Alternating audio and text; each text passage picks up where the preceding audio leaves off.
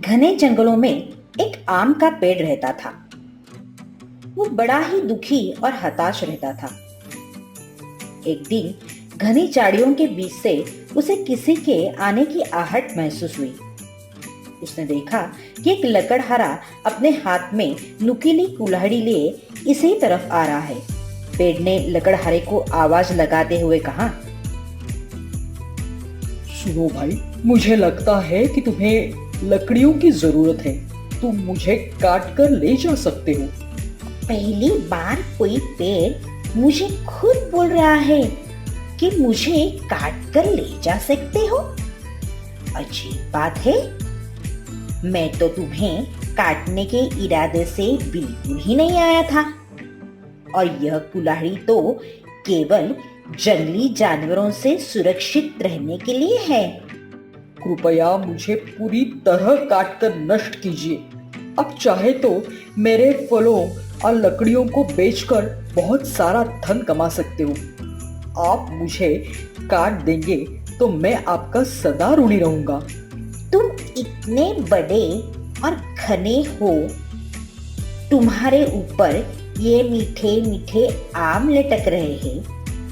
तुम देख सकते हो, बोल सकते हो, सुन सकते हो।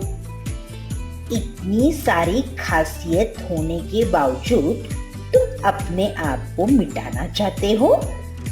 भला क्यों?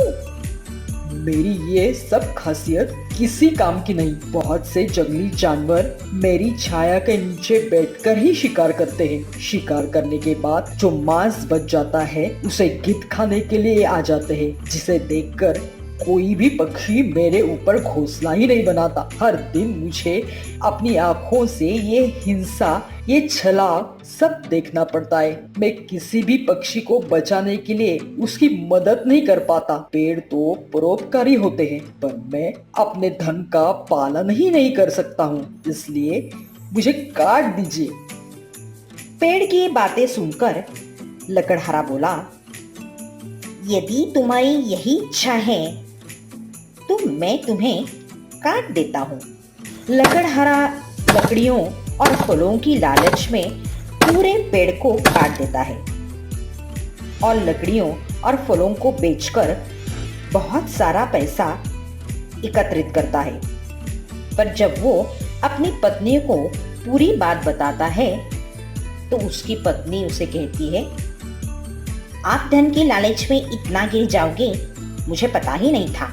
एक परोपकारी पेड़ की मदद करने की बजाय उसे काट दिया और उसे धन बनाया। इस धन को तो मैं हाथ भी नहीं लगाऊंगी।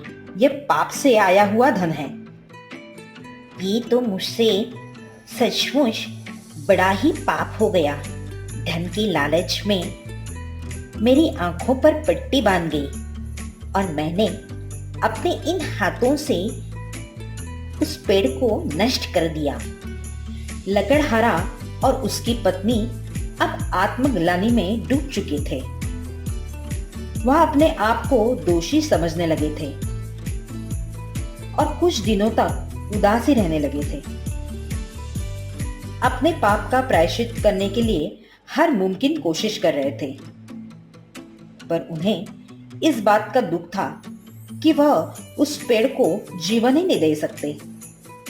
तभी लकड़हारे को याद आया कि पेड़ के कुछ आम उसने अपने पास ही रखे थे और वो पूरी तरह से सूखकर गुठली हो चुके हैं, जिससे वह पेड़ को फिर से जीवन दे सकता था।